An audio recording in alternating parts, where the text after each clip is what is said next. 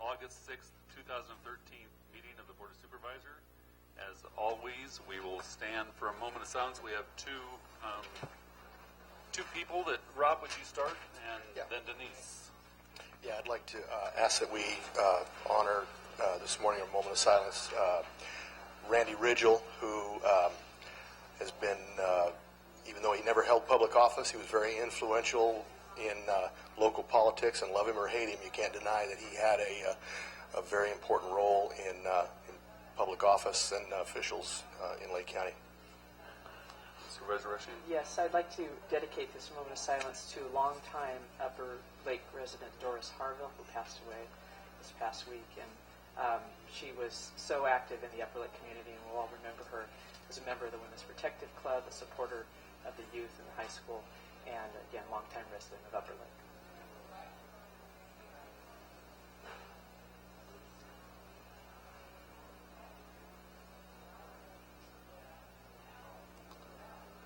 And Mr. Roby, would you lead us in the pledge, saying it's your birthday today? Why? You weren't supposed to say that. That's why I did. I pledge allegiance To the flag of the United States of America and to the republic for which it stands, one nation, under God, indivisible, with liberty and justice for all. And I'd like to introduce our new clerk here, Alicia. She's going to be learning the ropes. Did you have a few words you'd like to say? Okay. Item A1 is consideration of the approval of the consent agenda. Consent agenda items are expected to be routine and non-controversial. They will be acted upon by the board at one time without discussion. Any board or public member may request that an item be removed from the consent agenda for later discussion. We have a request to pull C6 for correction, or C7, I'm sorry. Any other consent agenda item to be removed? Okay, I'll entertain a motion with the exception of C7. Mr. Chair, I move that we approve consent agenda items C1 through C16 with the exception of C7. I have a motion and a second. All in favor? Aye. Aye. Opposed? Motion carries. Okay, let's take up item C7. Mr. Chair, thank you for pulling this from the consent agenda. There is a typographical error that is present on the agenda itself. It does not appear on the memo to your board, and that is it's listed at a monthly rate, the Legal Research Services, a monthly rate of $780 and authorize the chair to sign. That should be at an initial monthly rate of $938.95, rather than the $780. Okay. I'll entertain a motion to pass that as corrected. Mr. Chair, I move that we approve item C7 as corrected. I have a motion and a second. All in favor? Aye. Aye. Opposed? Motion carries. Okay. Item A2 is from Lake County Animal Care and Control. It's presentation of animals that are available for adoption at the Lake County Animal Care and Control. And I don't see anybody here today. And they can be reached at 263-0278 if anybody would like to adopt an animal. Okay. Item A3 is consideration of items not appearing on the posted agenda. I didn't see any, and we don't have any. Item A4 is current construction project change orders, and I didn't see any of those either. It's a little bit early for our 9:05 item. Let's go ahead and do our calendars. Supervisor Comstock.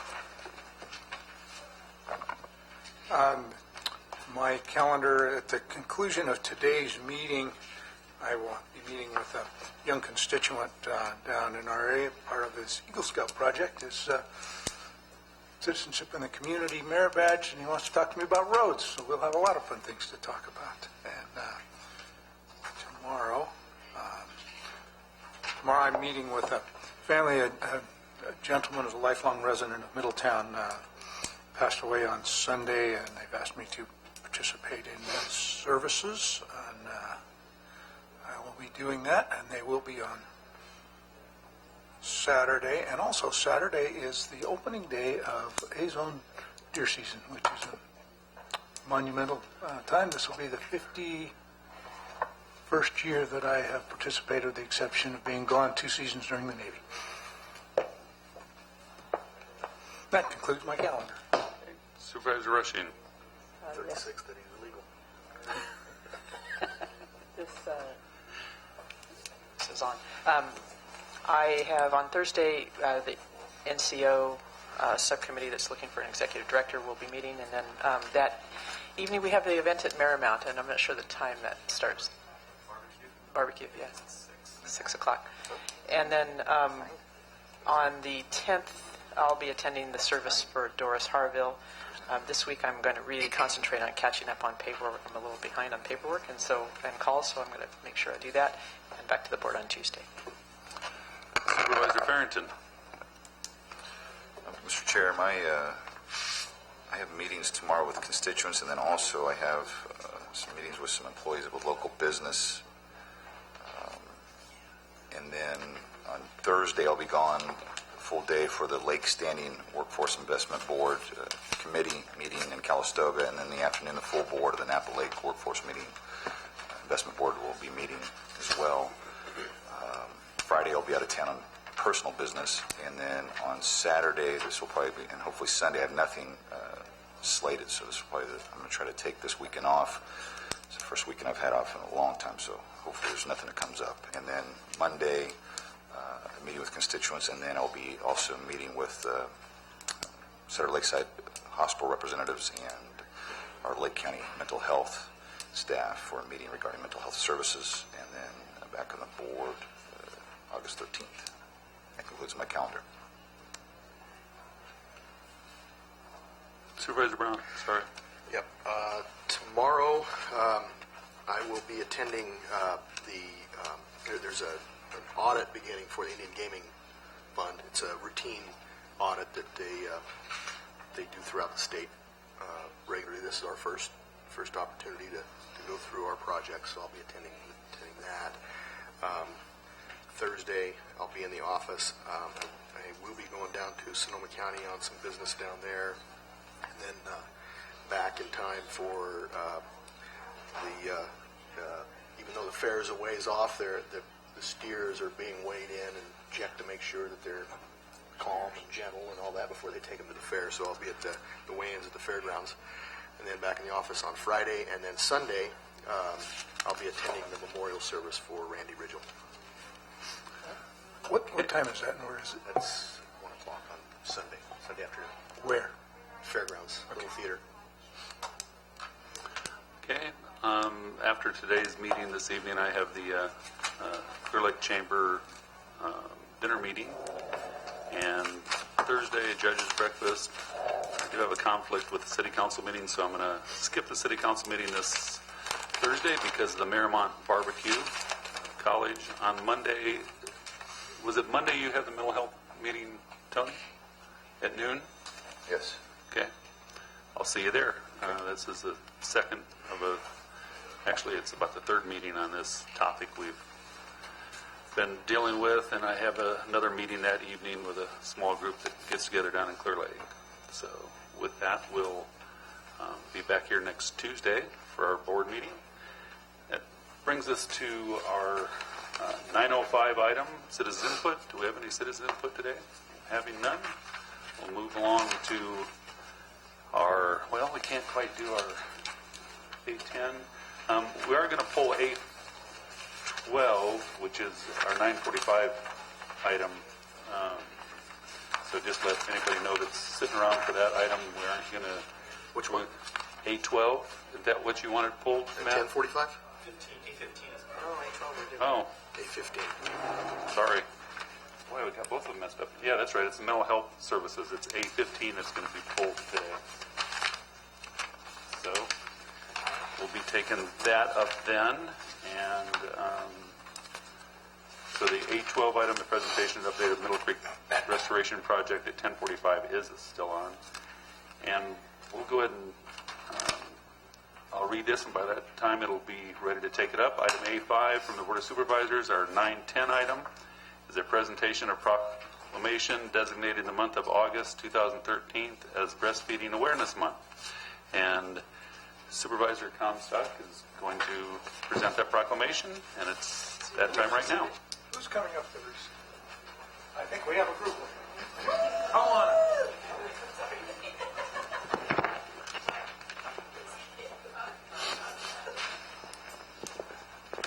Come right on up.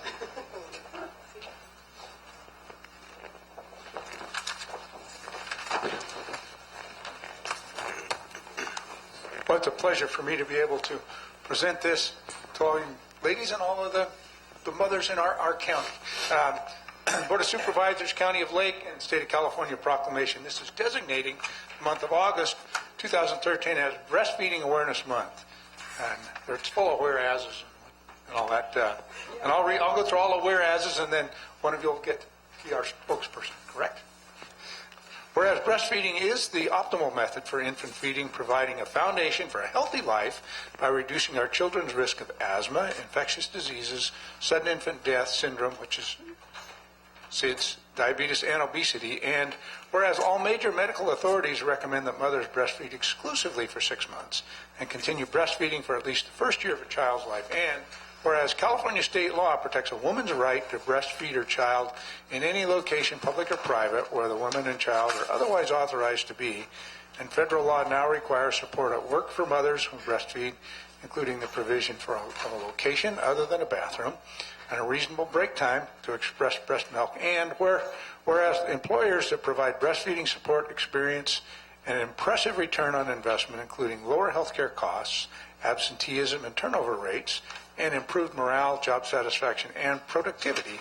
And whereas it is recognized that there's a critical need for healthcare providers, employers, public health entities, policymakers, child care providers, and the community at large to offer continued support to the breastfeeding diet. Now, therefore, be it proclaimed that the Board of Supervisors of the County of Lake does hereby designate this month of August 2013 as Breastfeeding Awareness Month, and urges all citizens to join in seeking reliable nutrition information, supporting breastfeeding as a high priority for healthier babies in our county, passed and adopted this 6th day of August 2013, and this is signed by the Board of Supervisors and our CAO, Matt Perry. My 4 children are all breastfed, and all of our grandchildren have been, and they're very healthy, and it's worked. I wasn't, maybe that's why I don't have any hair, but here.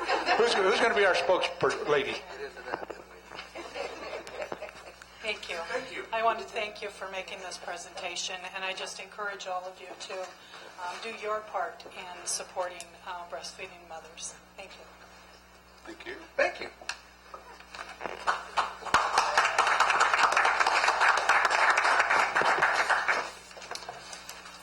Okay. Matt, we okay to pick up A14 right now? Okay, A14, consideration of proposed item A, memorandum of understanding between the County of Lake and Marymount California University for educational programs, and B, policy providing for county employee scholarships to Marymount California University for professional and educational development. Good morning. I'm pleased to present to the board this morning a draft MOU or proposed MOU between the county and Marymount University of California.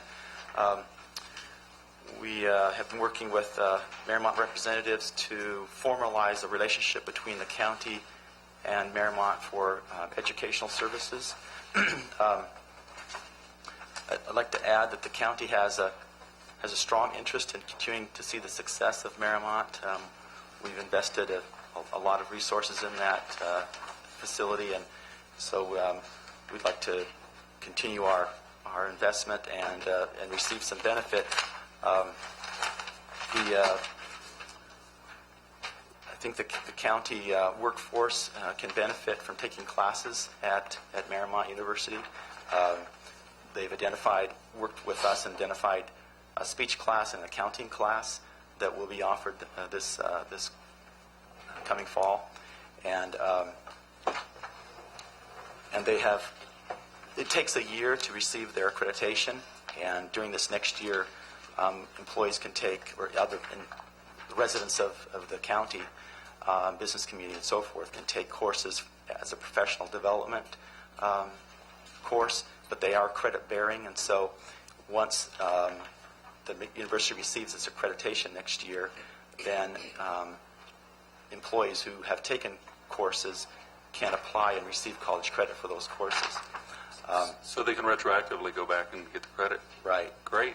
And what they have agreed with the county is that any course taken initially as a professional development will be $750 per 3-unit course, so it's $250 per unit.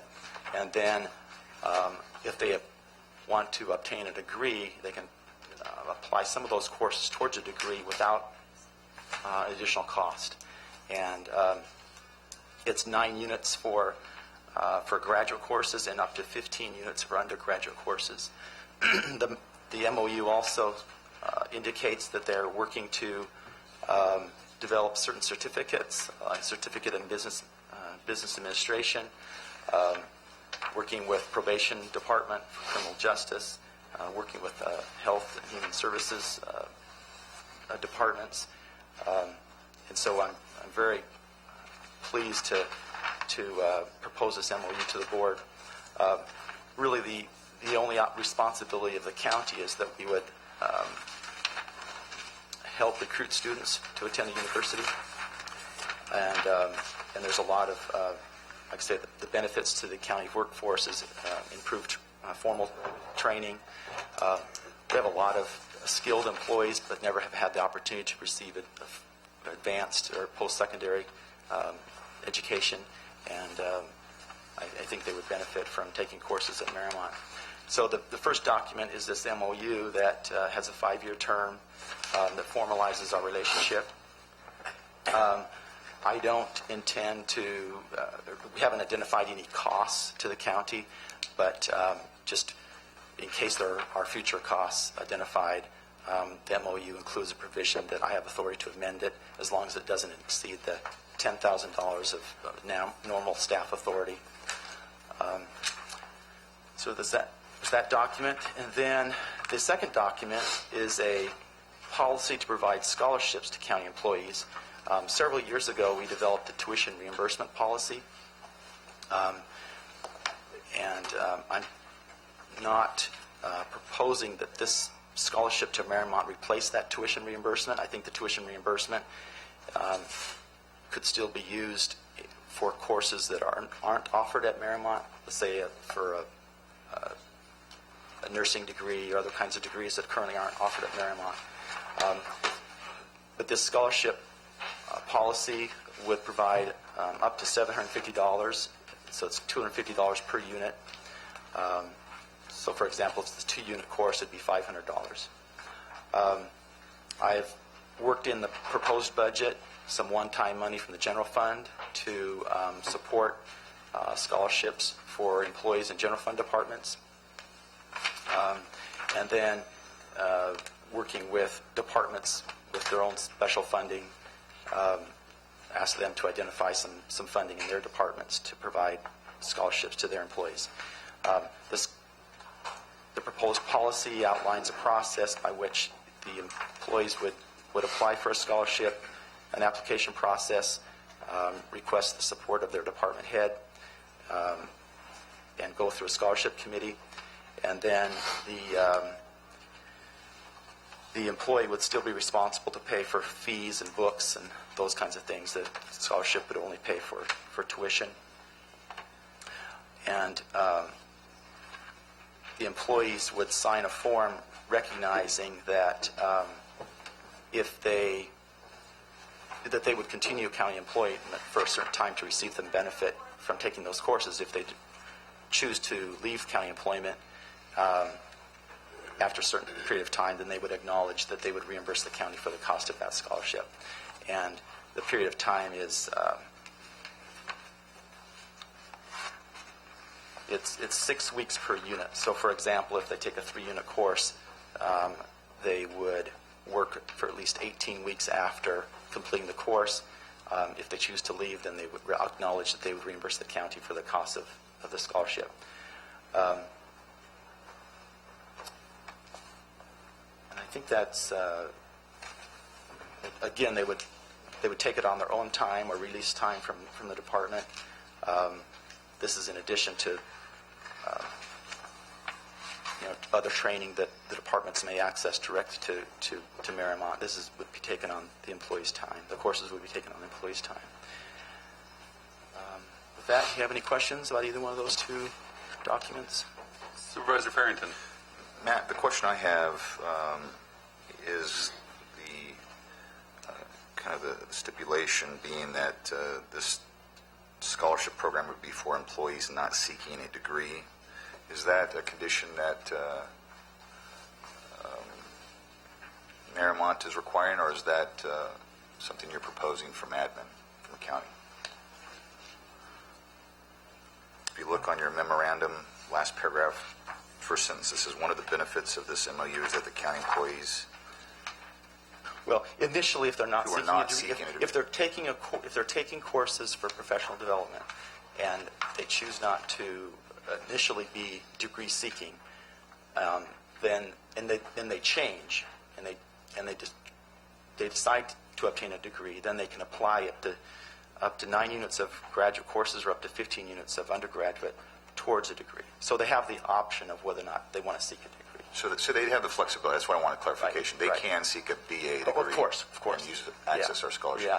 program. The, the point I'm making Well, is that they can receive that degree courses for basically half the cost. Okay, gotcha. All right, thank you. Any other question from the board? Okay. Joan? We'll open up to the public. Joan Moss, point of information. County employees, does that include in-home support service workers? No, They're not county employees. they're not county employees. They're state employees, so. Okay. Any other questions from anyone? Okay. I'll bring it back to the board for approval. More discussion. Ready to make a motion? Supervisor Rushing. I think this is a great program. Yeah, no, No, excellent. kidding. Thank you, Matt. Yeah, this is a great benefit to employees, especially at a time when not a lot of their benefits. Well, and if employees are seeking and often do get professional accreditation, it's good to keep that money locally. So I move that we approve the MOU and authorize the chair to sign. Have a motion? Second. Second. All in favor? Aye. Opposed? Motion carries. And I also move that we approve the policy. Second. Motion second. All in favor? Aye. Opposed? Motion carries. Thank you very much. Excellent way to really get the employees involved and to help out Marymount and get Marymount hitting the ground running. So Thanks for your board support. I think And if the board members haven't had a chance to go out there with the remodel underway, it's really impressive what's been going on, yeah. Yep, Thursday night, hopefully. Okay, item A6 from the administration office. This was continued from November 8th, December 13th, 2011, August 21st and 28th, and September 11th of 2012, April 9th, 23rd, May 14th, and June 18th of 2013. This is a public hearing, consideration of proposed ordinance which provides for a 1% fee on the cable operator's gross revenue collected with the unincorporated area of the county to provide funding for operations of the PEG channel. And Ed and Denise, you guys like to come up and have a seat up here? Come on up and sit down, and you don't have to stand at the podium if you don't want. And of course, you're familiar with the microphones, Ed, so you can show Denise or whatever. These are microphones. So, They only bite on occasions. and as I explained to you this morning, we did get a letter from the Attorney General's office, and what I would like to propose to the board is to review this. They've given us more paperwork, and seeing we've had this on the agenda so many times, as I read, that I'd like to see if we can take a position today contingent upon the Attorney General's office making their decision, if that's at all possible. Anita? Mr. Chair, since you mentioned that to me this morning, I have roughed out some language that can be put into this ordinance as amendments that will achieve your goal there. There's also an additional amendment that was considered at the last hearing but held in abeyance pending further information. Supervisor Farrington had some questions regarding the plan of the PEG board. Supervisor Rushing had some questions regarding a structured fee such that it would be higher for the first couple of years and then possibly reduced. So those matters are still pending. Okay. Ed or Denise, would you like to start with what you have? And I know you've met a number of times over this. Denise, do you have a question first? Or? Well, I have a question for County Council. Okay. Given that we're waiting, I guess, for the Attorney General, is that That's what the the memo chair says? has suggested that. So my question is, what would be the downside of moving ahead with an ordinance ahead of an opinion?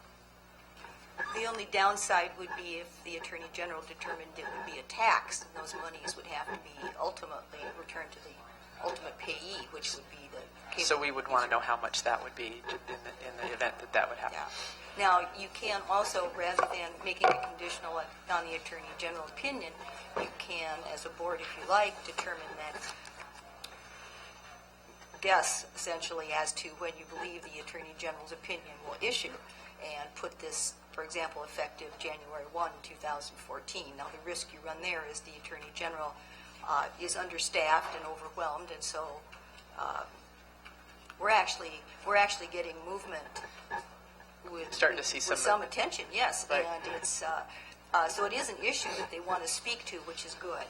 That means we should get a decision relatively soon. Right, so we could bet on that, maybe make that bet. But I guess my concern would be that the window would close, that we wouldn't, if we don't act and don't have an ordinance, we won't have the opportunity again. And that's a possibility also. That's these decisions are things that your board will have to struggle with to determine where you want to allocate that risk. Okay, thank you. Okay. So, Yeah, how is it that we would lose that window of opportunity? I mean, Maybe. explain that. well, there's one thing that I discussed with Ed and Denise this morning, and that's that at some point, and Sean probably has a better handle on this, that it switches over to the state or something as far as the franchise switches out of city and county Unless we hands have an to agreement in place. right. So, and that's coming down the road, I think, pretty quickly. I think Quickly. October. October is what is in my mind. I'm believing it's this year, definitely. So we may lose that opportunity, and I think it's well, we'll go through the presentation a little bit more and find out.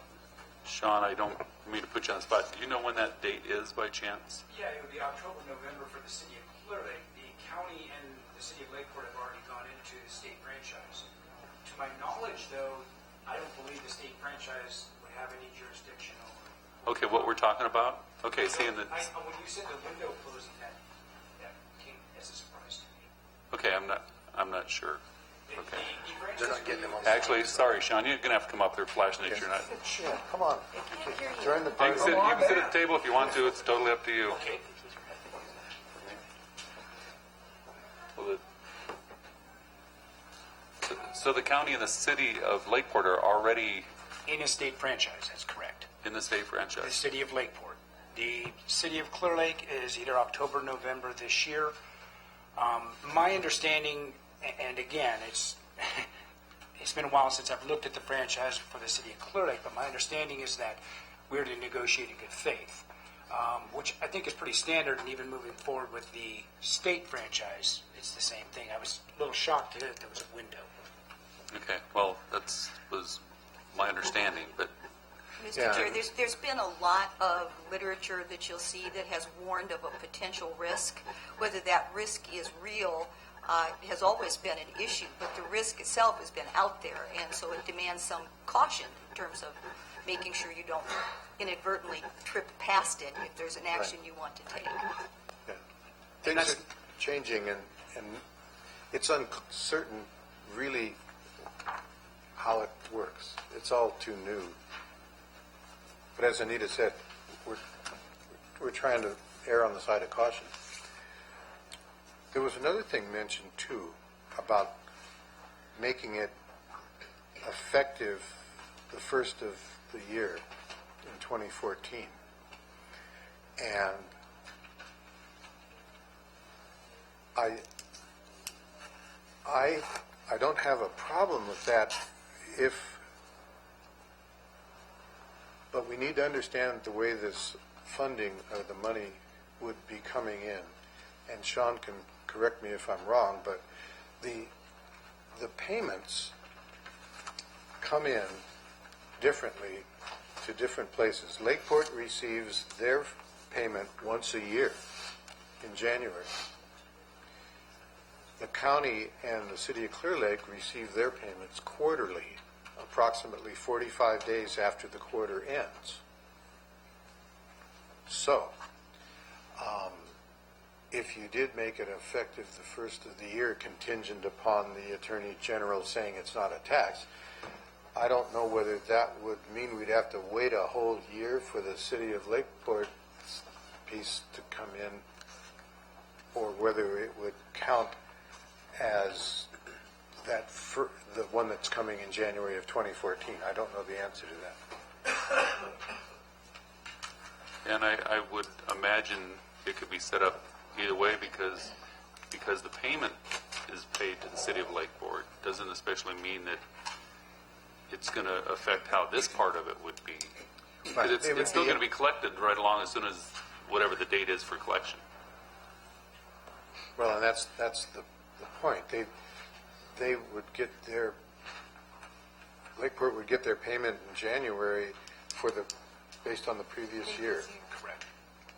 So we would, potentially our funding would be waiting till 2015. Well, just for the Lakeport The side, Lakeport side. if that affected it that way. So, well, let's get into the discussion. Let's not count our chickens before they hatch. Okay, So- well, I just want to try to clear up these details. Basically, what we are proposing, last time we talked about this, and we determined for sure that right now, the way the laws are, this funding could only be spent for equipment and what they call capital expenses, not for salaries. So the question was, okay, well, what would you do with it? I mean, how would you use it? And so what I've put together and is in your packet is a spending plan that is designed around the idea, the core idea, that what a PEG station is really supposed to be is a place where local programming can be developed and shown to the local people around here.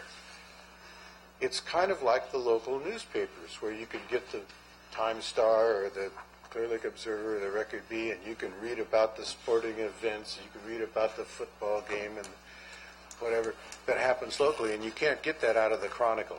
And it's the same thing with the PEG TV. Ideally, we would have a way to promote the development of local programming where we could have shows of local interest, whether it would be a 4-H project or a high school athletic competition or a parade or whatever. So the question is, well, how do you get from where we are now, which is almost no local programming? I mean, our most popular show is this one. This is local programming. To a lot more local programming. And the concept is this. We've been in discussions with Yuba College in Clear Lake about the possibility of going back towards the way the PEG station started. You know, originally it was there, and they had classes. You could take classes. People could learn how to produce shows, how to edit the shows, and create something that was of the quality that it could be broadcast on TV.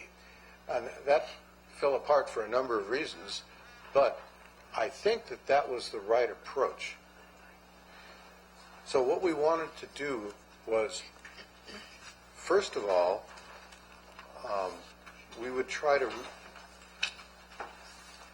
fix up the City of Clear Lake's council chambers and the City of Lakeport's council chambers with some cameras and equipment like you have here so they can broadcast their meetings. And I was talking with Mackenzie, this equipment here is over 15 years old, and it could probably use an update too. Once we have the government infrastructure in place, we would, and this is going to take a year or two, but we would hope to work out a program with the college where the PEG station would actually be relocated at the college. The college would have classes, and there'd be a studio there where students could produce shows. There would be editing stations, and there would be the ability for local citizens who wanted to make shows to go and take this class at the college and get a certificate, kind of like a driver's license for a camera, where then they could check out cameras and go produce shows of local interest. The next step would be to work with the high schools. And we have Brock Falkenberg here from the Office of Education. He's interested in this concept. I don't know, I want to ask him what he thinks, but we would like to work with the high schools locally and offer them what in my proposal, I called it a kit, which would be some cameras and editing stations and cables and whatever they needed. If they would have put together courses in media production, the high school students could produce their own videos, and we would play them on PEG TV. So, you could have people in Middletown, filming those horse events down there at Central Park, or, could have somebody videoing Rob doing his wrestling tournaments and so forth. Local sports. Huh? Local sports. What I'm talking about is countywide, working with the colleges and the high schools to provide equipment, which this money can be used for,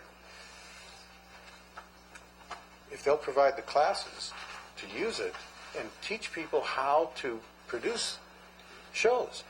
We could have a lot of very interesting local programming, I think, and it would be of interest to people all around the county. It would be like the local newspapers, which are struggling, but it would be available on the TV and on the internet. Now, I also want you to think about the fact that over the next 10 years, I suspect that TV programming is going to become more and more available on the internet and less on the classic cable TV, which means that these funds would be diminishing as the cable TV is diminishing and the internet use goes up. So I don't think you really need to worry, about having some kind of decreasing thing. I think nature will take care of that.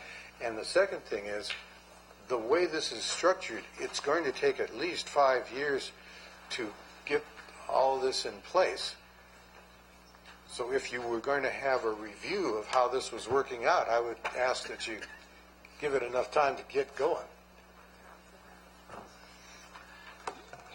It's been a number of years that I was on the PEG station, and from afar before that, and when it was at Yuba College, that always seemed like the perfect fit, either college. Yeah.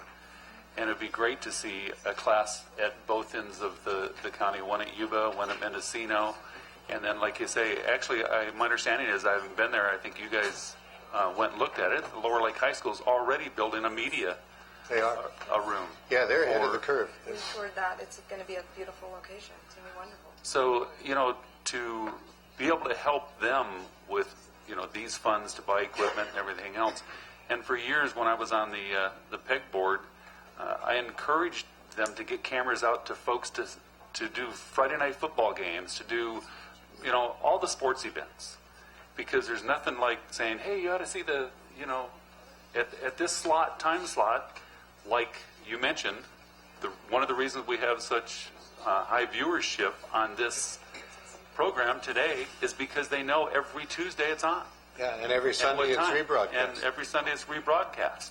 And if we have slots like that for sports events or whatever time of the year is going on, football, baseball, basketball, whatever it may be, volleyball, you're going to have actually people go, you know what, I'd sure like to see those games now. And they're going to be contacting Sean to say, hey, we want to put MediaCom in because we want to see, you know, Johnny playing football every Friday night. So I don't think it's going to be, there's going to be the reduction, once we get rolling here, I don't think there's going to be the reduction in viewership. I think there'll be an increase just for the fact that there's going to be quality stuff on there. And another deal we talked about for ages was Friday afternoons, Saturday mornings, there should be a show on is what to do in Lake County, to where the hotels, motels have that on, and they can tell people, you want to see what's going on? Tune to Channel 8 and see what's going on for the weekends, and you'll know how to plan your day. Right. So these are all the dreams we had to do this for years, but never really had the funding to follow through with it. Right.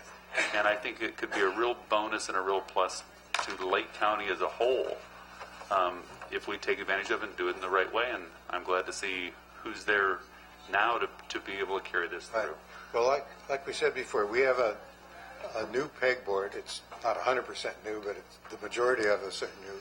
And we have a new vision, a new direction we want to go with the station, which I think will be really a win-win for the entire county. And I was glad to see that Martin's on there from the city of Lakeport. We always wanted to get a city of Lakeport representative on there, and it's finally there. Rob? Well, first of all, I am happy about the new board, the new leadership, and I think there's some good vision here. I still oppose this fundamentally. Just raising a fee on a group of people that just because we can. They're not benefiting from it. They're a captive audience, and I've heard from a lot of people. I haven't heard from one single person that is a ratepayer for MediaCom that thinks this is a good idea. I have, however, heard from several that didn't want it to be increased for this purpose. Now, some of the justifications that Ed's given for the colleges and all that, I think that's a good idea. It's a good opportunity for the colleges, good opportunity for the students, and I think the colleges should pay for it. I think they should, have it in their rate structure of those that actually benefit directly from it. I hoped that we would have done that when we gave the money to the local radio station, and they didn't. They took the money and squandered it on their own political agenda and missed an opportunity to work with the colleges on there. I don't know if you're aware of this. I think you are, but maybe. But in the past, there's been discussion about this being the only source for local television. Well, that's not going to be the case much longer. There's a local television station for profit that will be up and running by this fall, and there will be opportunities, and they'll be charging, hiring sponsorships, and that's moving along real good, and it will be up and running within the next couple of months. So there is an option available for people who want to see local programming without having to pay for that 1% increase. So just wanted to throw that out there. I don't support the increase. Supervisor Farrington. Well, Ed, I thank you for all of your, Denise, for your due diligence, and I appreciate the time that you've taken to meet with me to share your vision, and I appreciate also this new direction, and I've telegraphed my support for public access, as I've done KPFZ, and it may be more of a fundamental or philosophical difference in terms of why we support public access to cable networks, and has the channel, and I get this question a lot, do I watch Channel 8? No, I don't watch TV really at all, and for years, probably some of my best years, I didn't have cable at all. And I definitely don't go home to watch Supervisor Brown on Sundays. Sit there relive some of our meetings. That's the last thing I want to do. But there are a number of people that watch our meetings. I have a video collection I'll share with you. Yeah, it's a menage. Yeah. Montage. I was going to say something else, and I didn't go there. Yeah. So some of the greatest hits actually have Ed. Yeah. It's a library. Gary Lewis and the Wig. Remember that? The oldies. We remember a lot of those stories. But it is that there's a myriad of reasons why I think this is good. You have access for a lot of people that cannot attend board meetings, that can watch us as elected officials. They can provide feedback, they can correspond, input that I think is much needed. Many folks that work or they don't have transportation, which is an issue now in our community. It provides access, it provides transparency, and at the fundamental level, I think that's important. Because I think the constituents need to be watchdogs on government. Also, it provides the opportunity for our constituents and residents to be watchdogs for the city of Clear Lake and the city of Lakeport. It's something that I've been a strong advocate for in terms of live television programming for Clear Lake and getting the same coverage in the city of Lakeport so they can watch their city council members. So that's one prong in terms of why I think this is good. I will say that in my response to some of these constituents that have asked me whether I watch Local 8, and in all honesty, it's probably one of the biggest deterrent is some of the stuff that runs on the station, with the exception of non-slanted, government broadcasting. You have quality issues, you have stuff that's repetitive conspiracy theory issues, so you have a lot of volunteers that are putting things on there, and people can, they can change the channel. They have a choice, but it's nothing that really interests me. With the kind of evolution of this process where we're looking at now not funding personnel cost, and we're now looking at the law and we're confronted with only being able to use the monies for capital expenditures, it's required you as a board to think differently on how to use this money, and I think it's a good direction. I think if you can use this money for capital improvements, and if you can take this money and spread it throughout the community, to the colleges, both Mendocino, I want to keep Mendocino in the mix as well. I've spoken with them, yes. And Brock, it's great to have him. I spoke to him about this, and Art Pimentel, who couldn't be here, I got a message, and I don't know if you got a message, but he's the executive dean for Yuba, and he's indicated he would like our board to support this. He says he can see where this is a win-win for the community and the college. So it seems like he still has a strong interest. And I think there is an argument to be said for Supervisor Brown's comments indicating, well, if the college wants it, then they can pay for it. There's also, I think, an argument where there could be a cost sharing, where we can look at the 0.5% or the percent today. We could look at a cost sharing throughout the community. But once again, I think if I am to support this, it has to be performance-based, meaning that if the quality production doesn't improve, if the schools aren't on board and engaged and part of the process, and everything that we're talking about in this grand vision doesn't materialize, then it's going to dissolve or neutralize any type of support that I have. And it would dissolve any support I have, too. So, I mean, that's so I have greater comfort with that, Ed, and I guess that's what I'm trying to communicate. I do want a little clarity in terms of this window, because we talked about it a number of times, and we opened up discussing it, and I still need clarity, because I'm not clear. We talked about this window where we thought there was going to be change in terms of the franchise agreements not being locally executed with Mediacom and going to the state, if I understand it correctly. You indicated, Sean, that the city of Lakeport has already made that transition. So I want to know how that plays out with the city already executing that contract. And I also want to get clarification.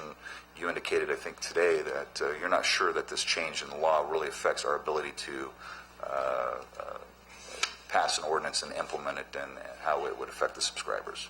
Actually, after thinking about it more, it's actually the opposite. The window is actually opening for the city of Clear Lake. As I mentioned before, the franchise now states that we would negotiate in good faith.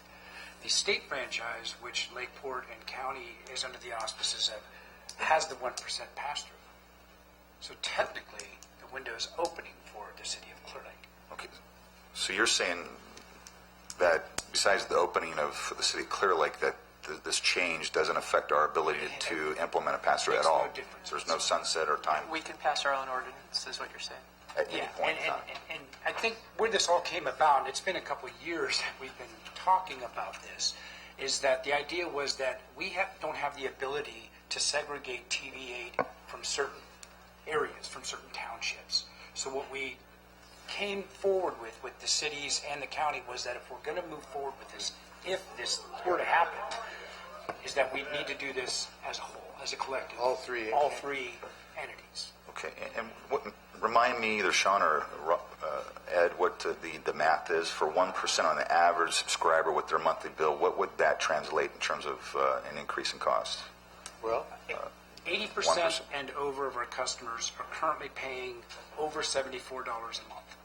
So you're averaging 74 cents and up to about $1.35 to $1.40 per customer. And again, this is based on not just family cable, but also premium services. So And but the average is about 75 the average would be about 74 cents, 75 cents per customer. So that's a 1%. So the average is at the low end? The lowest end that you would have is about 35 cents per customer. And that's the people that subscribe to just the off-air package, which is the minimal package we have. But again, that's certainly less than 20%. So if we did the 1%, we're looking at about 74 cents a month increase. Again, depending And on the then if household, you if did you a have half- HBO or right. the premium I'm just services, saying- and you're paying right. This is the $100 average. to $125 a month, you're going to be paying $1.25 a month for TV8. So that's 1% for the pass-through. And if it was a 0.5% pass-through, then you're looking around 37 cents or 40 cents a month. Exactly. And I also, in respecting Supervisor Brown's position that, this is something maybe people don't have a choice, but, when we're, subscribers do have a choice. They can choose to become a Mediacom customer or DirecTV or Dish Network. On a regular basis, we pass the CPI for our local franchise truck companies, garbage companies, and those numbers are higher than 37 cents or 70 cents, and we do it almost like a rubber stamp basis. So, and people thankfully still have a choice with garbage services as well. We're not making it mandatory. So it's just something for you guys to think about. I disagree with it. People have to get rid of their garbage. Yeah, but they don't have to use Lake County Waste Solutions or South. No, they can haul They it can to haul our themselves. landfill and be subjected to the same rate increases that we impose there. So either way, we're getting them. So, Well, people also can recycle and get their own return on their investment for recycling as well, versus put it to the franchise companies. Supervisor Comstock. I think we should recycle our television stations. Well, this is a far different plan and board from when you first came to us. it sure is. And I greatly appreciate that. Well, we had to go back and rethink the whole thing because we found out that we could only... I understand that. I understand that. I greatly appreciate that. That does not change my position that I do not support this. I support where you're headed with this, but I don't support the mechanism. I believe that the people want this. They should be able to vote for it. And they vote for it, they choose. They would choose if they want it or they didn't want it. I would suspect that based on the plan that you have before us, you might be able to sell that to the voters. And I believe that you would have the obligation to go and try to sell that to the voters. And therefore, because this is not the same animal we looked at before. In fact, that other animal barked and bit and wasn't even nice. This one appears to be a lot better, so my position, go sell it to the voters. And let's not hide behind the fact whether it's a tax or it isn't a tax. Do the right thing and go out and ask the voters if they want to support it. Supervisor Brown. Quick question, Sean. Tony brought up a point, I just want to clarify. He said that if somebody doesn't like implied that if somebody didn't like the fee, that they have the choice to switch to something else. How hard is it, how difficult is it to switch from Mediacom contract to something else? Very easy. You just drop Very it? easy to go to Direct and Dish Network. And You that's just drop certainly it? the threat. Absolutely. You don't have to pay 6 It months? depends. If you are under contract, we do offer some contracts with reduced rates. There certainly would be an issue there. You'd have to pay back on that. But majority of our customers do not have a contract. Just to kind of clarify that a little bit, if for some reason I have a contract with you, but I have the $150 worth of programming, and all of a sudden things are tight, I can reduce that programming still within the contract down to the basic cable. After your contract's over, you can reduce it down to basic. If you're in contract, you'd be liable each month, that contract's going for X number of dollars. Certainly if you're in a contract, you're probably not paying $150 a month. They're for the more lucrative deals. And depending on the type of contract, it could be a $19.95 for the first year and maybe go to $29 or $39 or $49.95. But they certainly are far below the regular pricing. Right. So, okay. So, I mean, people could reduce Very service few if they're customers, getting... again, are under contract. So, Right. if you were upset about this decision, certainly there are going to be some that might say, fine, I'll go to Dish Ed or Direct. Yeah. I don't talk a whole bunch here. I let Ed kind of pave the way. That's He has your a mistake. rapport. Well, today it doesn't seem to be my mistake because I'm fighting something. But anyways, I just want to say that this is a foundation for the PEGS channel to bring the whole community together. And they're not going to want to come together if we can't bring anything to the plate. And this is a guaranteed way that we will have something to bring to the plate. It will be equipment, it will be structure, and it will be a foundation for everyone else to say, okay, we're gonna come together and we're gonna do this, and it will be a good thing. I just really hope for your support. Supervisor Rushing.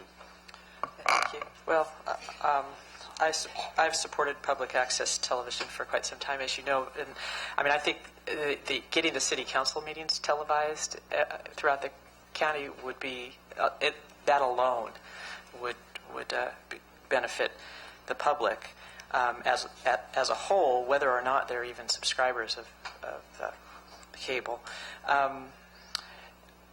The local programming is the other aspect, and I really do appreciate the plan. So I just want to say thank you for pulling this together. I'm with Ed on this, that this will go away of natural accord. As I understand it, the cable companies don't pay franchise fees on internet services. They only pay them on television services. Correct. And the internet over time will take over television. And in fact, I think your company is investing in broadband and higher speed internet. And this is a short-term window. It's going to disappear over time. It's our chance right now to get some good equipment out there and get the relationships built and get basically the foundation in place. And I think we ought to take it. You know, there is another option that many other, and Matt will kill me to bring this up, but I'm going to anyway, is the fact that we are already collecting a franchise fee that goes directly to the county, and we could take 1% out of that and give it to the big channel, and then we're not hitting the subscribers again. But, you know, we depend on those funds too. And that is I don't even know what the percentage of franchise fee is, but 5%. 5%. So, you know, we could all of a sudden do 4% and take that 1% and put it into PEG. We used to support PEG on a yearly basis. It was minimum. It was $5,000 or something. But, you know, when this all happened, and Sean, it was before your time, but you may know, you know, our booth back there was really set up by, I don't know if it was Jones Intercable at that time or Mediacom. It was Mediacom, actually. Was it? And that little booth back there cost a lot of money. Otherwise, we wouldn't be able to be doing what we're doing now. Actually, I was going to call, I think Andy Peterson was really involved in that to begin with, and probably knows the figures off the top of his head. I was really curious what that really costs. You know, it's interesting because I was talking with Mackenzie before the meeting about what would it cost to refit the board chambers, and he estimated it would be about $15,000. Now, I would think that's low. I think it might be. I'm not sure if he was just talking about the cameras, or I think he was talking about the cameras and a computer back there, but not all of the other controlling equipment. Do you have any idea? Yeah, due to technology changes, the equipment has come down considerably. As a matter of fact, when we did this, the cost was $50,000. Is that what it was? Yeah, absolutely. Great. And, you know, now for probably 10 or 15 easily. I mean, look at technology. Look what we have on our smartphones. But the technology is such that you could replace this equipment very reasonably. Yeah. Well, anyway, just kind of, just hypothetically, if Mackenzie's number is anywhere close, and it probably is, the revenue that we would be receiving would be approximately $17,000 a quarter. So that would mean that it would take us 3/4 of a year just to do the 2 council chambers and the board chamber. During that time, we would be talking with the college, trying to negotiate something and with the schools. But my point is only this, that the money comes in small increments, so it can't be spent as a large lump sum.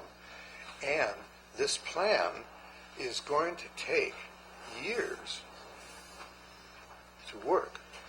It's not going to happen overnight. It's a long-range plan.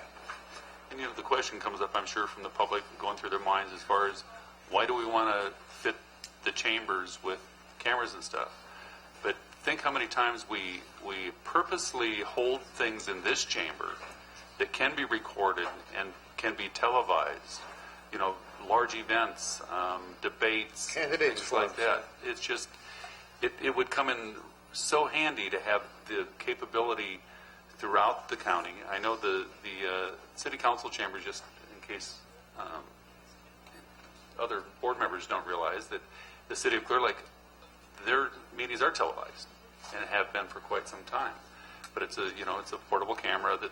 It's very poor quality. Yeah. It's a camera on a tripod with a microphone that doesn't pick up very well. Yeah. And It doesn't make for compelling television. yeah, it really isn't. So actually, what you'd end up with is you'd end up with 3 studios that could be used for production, Right, for other- to begin with, just in the chambers alone. And I think that's such a benefit, like you said, to people that, there's been some great meetings on what's going on in Clear Lake that have been recorded, but could be recorded in a better way. And again, the city of Lakeport, getting them televised, it's great to get people involved. It's amazing the phone calls we get after a meeting to discuss things that happened, during the meeting. So, Supervisor Farrington. Ed, I just want to confirm, and you just touched upon it in terms of the quarterly amount of revenue that you expect, but in your report, I think you indicated if the 1% pass-through was implemented, it'd be about $70,000 a year. So obviously, that's my 0.5% would be 35. based on the best information I have. $35,000 a year for a 0.5% pass-through. The other component that is new since you and I last talked about this that I do like is what you're calling as these equipment kits and the ability to place equipment in the hands of students throughout the community in middle schools, high schools, whoever's competent and able to do so.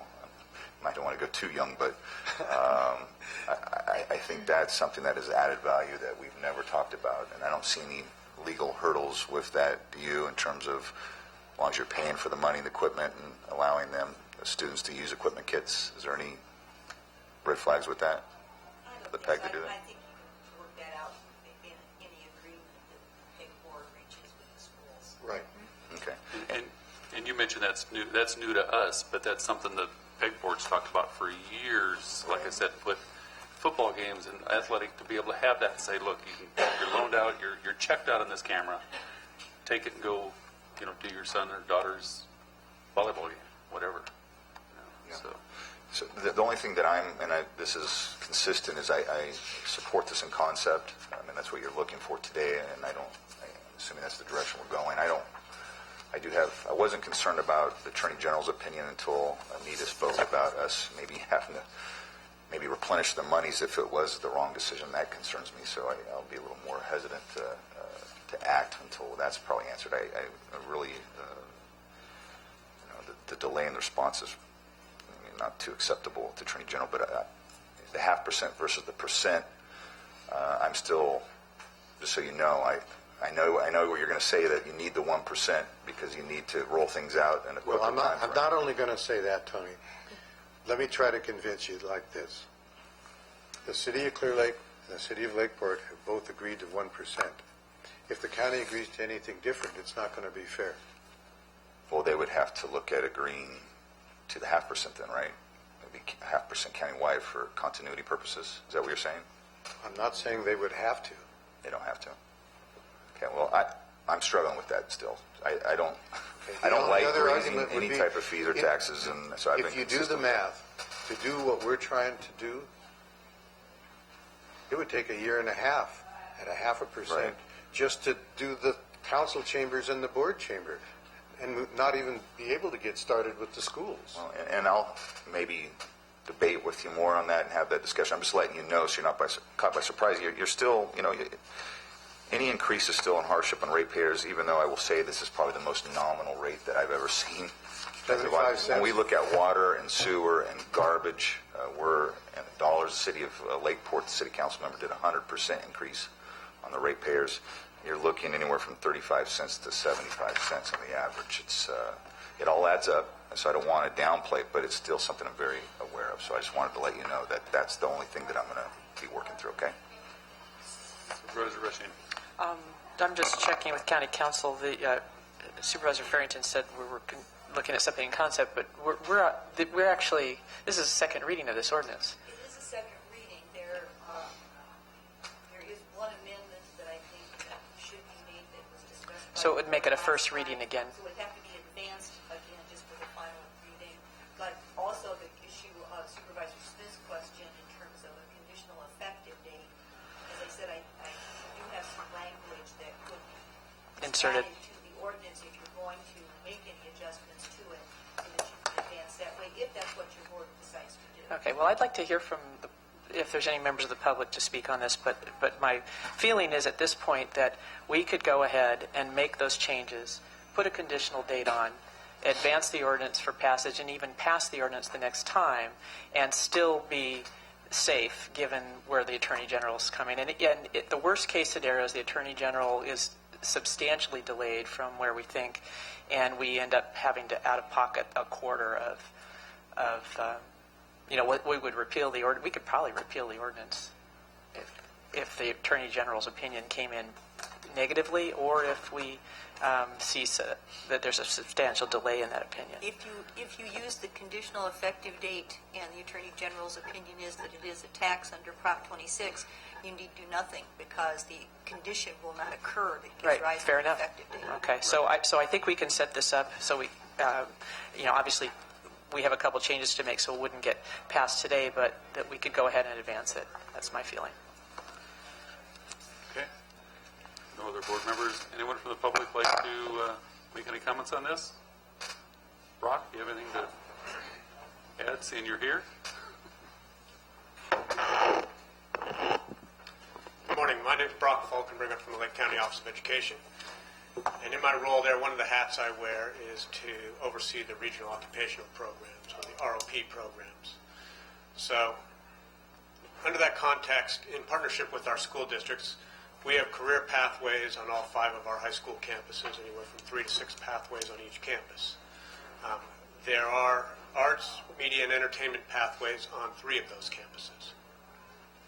Lower Lake High School has recently made a commitment to really move toward a television production sequence of courses. And although I'm not here to speak in favor or in opposition of any fee, I am here to say that Lake County ROP, Lower Lake High School, Canoctown Unified School District are definitely in support of partnering with local access television. As a matter of fact, as we move into that television production pathway, we're going to be reliant on our industry sector partners to grow that pathway and to sustain that pathway into the future. So, Supervisor Smith, as you've mentioned, Canoctown Unified School District has recently completed the development of a media production classroom, specialized and focused on media production. Attached to that classroom is a lab for production facilities as well as a soundproof room. So hopefully, whatever the decision of this board is, we can continue to support local access television and work in partnership together. Thanks. And, I want to add the fact that, everybody's struggling. You know, along with the schools and education and everything else, we're always looking for ways to hopefully help them out, and seeing we can do just equipment only is good in a way, because the fact that we can help the schools and stuff with that part of it, and it's not that they're not coming up and stepping up to the plate and putting their own money into it too. It is a partnership, and even if it's paying a teacher to teach this, that's their part of the partnership. I think that there is a cost to them, and there's a cost, as the city well knows, for electricity and heating and air conditioning and everything else that they have put into it for years. Is a cost they're paying, because a lot of this stuff is done in the evenings and weekends and everything else, when normally things would be shut down. So there is a cost there too, and I feel that it's a partnership. If we can get the equipment part of this out there, it's going to make a huge difference in what we can do, because standalone, they have a hard time struggling to get and pay for the equipment, even if it's $10,000 or $15,000. So. And certainly that's what I mean when I say in order to sustain the programs that we have in place or are putting in place, we need to develop those partnerships and relationships. The commitment that Superintendent Becknell has made at this point in time is that for this coming school year, there should be at least one documentary produced each month coming out of Lower Lake High School and one public interest story for PEG Television. Great. That's great news. Excellent. Thank you. Thank you. Chris? Good morning. My name's Chris Macedo. I'm a resident of Lakeport and Lake County, and I'm here on that behalf today. My question is, who controls the content for the PEG channel? Well, it's public, run, and there's rules and regulations on how much you can control. Say control. They're not allowed to televise illegal things. If that's Well, what I'm saying is, like, and I'm not trying to demean anybody, but when I have turned on Channel 8 and watched it, probably 99% of what I've seen, I don't care for, and I don't care to watch it. So how does the PEG then go about trying to find out what people want to see and what people want to watch on that? Are they just getting a blank slate and they can provide whatever they want on the channel? And within the law, that's the only thing. It's got to be within the law. And the way we described to people when I was on the PEG board is, if you don't like what you're watching, submit something. Because that was the problem we had, is we weren't getting a lot of submittals. And one of the reasons was we didn't have equipment to loan for be able to have people do submittals. So this, in turn, will fix that, because you're going to have people out there not trying to fill in gaps because they were, and you get a lot of submittals. And then the PEG board can actually make the criteria maybe tighter and tighter as we go along, saying it's got to be, the producer's got to be from Lake County. I was just told that this morning. That's what Mendocino County does, or Napa County. And it has to be about what's going on in the county. Okay, so there is a board then that controls the content. Two of the board basically. members are right here. Okay. Two more comments real quickly. I support Supervisor Comstock and Supervisor Brown's position that this should probably go to a vote of the general public to let them have a say in it. I have had my share of frustrations with Mediacom, and they've been well documented on the lack of customer service and no input. And Mr. Swatosh is correct that when you are in a contract and you want to try and get out of it, they don't let you out of it. You speak to somebody on the East Coast for a service provided in Lake County, and they tell you one thing and you get something else. So I think this is something that the voters and the citizens of Lake County should have a say in, rather than just having this fee imposed. And they can be the ones that decide whether they think it's beneficial and they want their tax dollars to go towards that, or they want to go towards something else. And that's it. Thank you. And, I've got to say this just because, we're elected to make some of those decisions.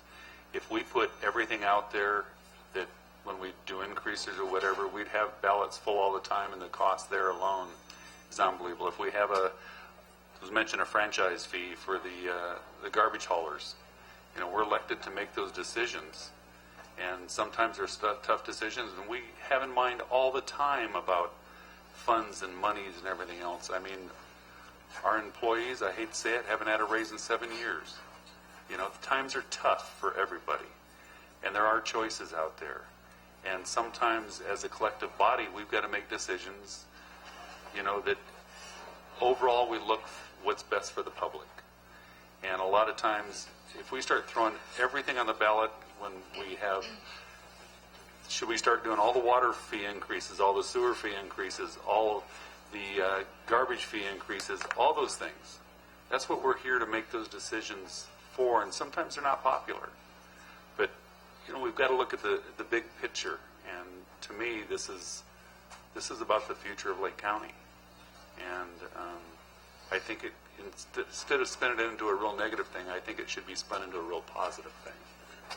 So, Supervisor Brown? Well, I want to talk about this garbage thing because it keeps getting thrown back. The garbage fees that we voted on have actually been in favor of the ratepayers by keeping the rates down. Exactly. So it's not the same. It's totally different, and so I don't think it's a fair comparison. Well, I mean, it is an increase. We vote on increases. Right, That's all I'm saying. But certainly not the increases that are asked for by the franchises that would like to be able to make a living and pay their bills too. Yeah. So we've maybe negotiated hard. we should do a rate increase, 1% rate increase on PG&E, so that the money can be used then to pay for all the power bills for all the government. I mean, you know, where does it end? You know, this should go before the voters. Okay, Supervisor Comstock. I We're talking appreciate about television. We're not talking about water, sewer, or garbage. We're not talking about basic needs of a society in order to function. We're talking about television, entertainment. Which you can just say, I don't want any of it, and don't pay a dime. I appreciate all of the comments that have been made, but one was made about the water increases, and if there is a water increase, well, they have the opportunity to come here. And this is a public hearing. We could have had hundreds of people here. They're busy doing what they can to make a living, be able to pay their bills, and they're not able to be here Tuesdays at 9 o'clock. But the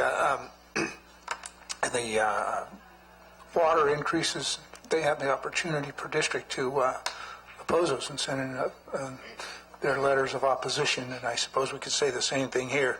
But this is, I believe, is of significant enough impact on our citizens that it should go to the vote. Yes, we do make a lot of decisions, and if we put every one of them on the ballot, that it would be. The ballot would look like the state of California that has 20 propositions on it because they put everything for the voters, which is a good idea. But in this case, I firmly believe that the citizens of this county should have the opportunity to say they do or they don't want this via a vote, not the five of us making that decision for them. I've stated that before, and I just wanted to reiterate it. Supervisor Rushing? Yeah, I don't want to take this too much further. I think there's obviously a philosophical disagreement that isn't going to be resolved by a lot of talking, but I want to at least state the other side of the philosophical agreement. I was hoping I'd be able to change your mind. I don't think I'm going to change. I don't think I'm going to change yours, and you're not going to change mine. But I'm of the belief that public information, particularly local government decision-making information, is absolutely vital to a free society. And I think that that's one of the things that we promote in doing this, and that having the right equipment is a foundation to that. Supervisor Farrington? I'm not going to talk anymore about garbage either. There are fundamental services. Trash. There are fundamental services that we provide, and echoing Supervisor Rushing, freedom of speech is one of those fundamental rights, and sharing of information, I think, is fundamental and should be protected. Public access is important, and this decision is big picture. It's long-term. It's going to take years and decades, maybe down the road, to get what we're aspiring for, but I'm okay with that. Leaving this place better than how I found it. That's part of my job as an elected official.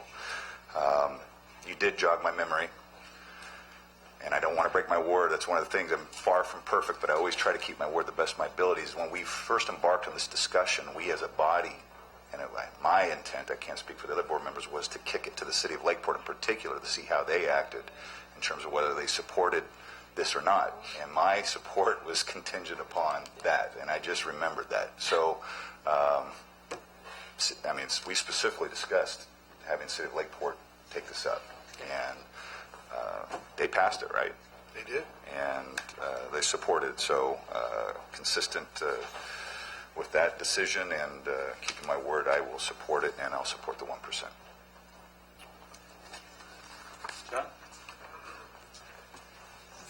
Thank you. Good morning, Board. John Bronson, Upper Lake. And I just wanted to, at this point, it's really moot because it looks like we're going to move forward with this. But I wanted to ask a question, normally. What does PEG stand for? Public Education and Government. Okay. And so we're talking also about the concerns of the constituents who cannot afford and who are operating with a fixed income. And the area in question is Lake County, and we know the incomes up here are extremely limited for the most part. So if we're dealing with an average citizen here and we're concerned about their economic welfare, it would seem to me that they're not going to be having $150 worth of HBO and et cetera, et cetera. They're probably operating in a 1995. So we're talking about literally pennies.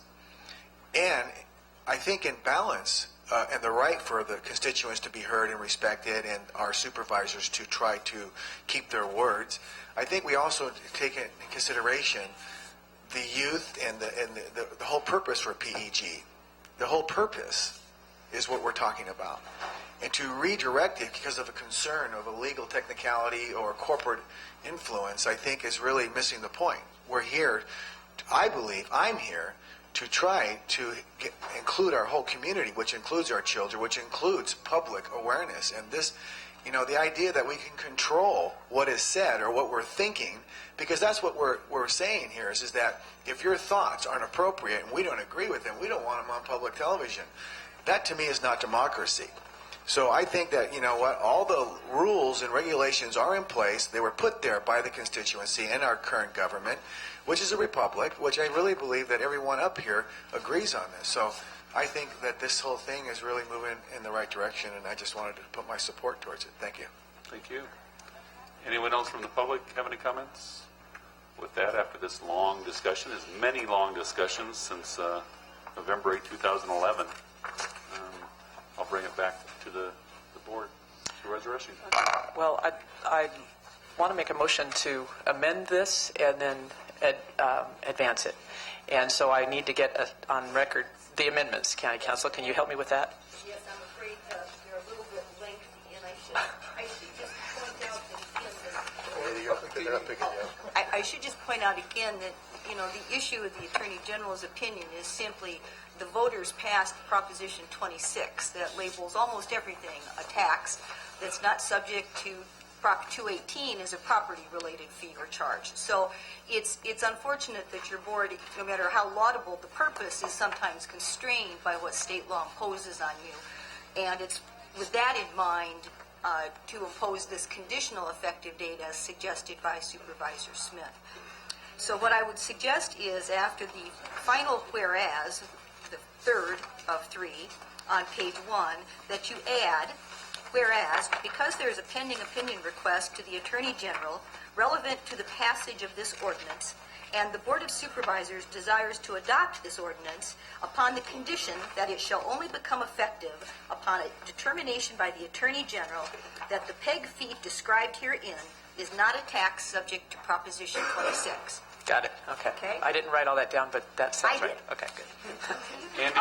Andy, were your ears burning? I mentioned your name a minute ago about the PEG and you being involved in the installation of this. But I know you were at another meeting today. So. Then on page 2, under section 39.3, sub A, to read, state franchise holder shall pay to the county a PEG fee equal to 1% of gross revenues, which shall be exclusively used to support PEG channel facilities in a manner consistent with state and federal law.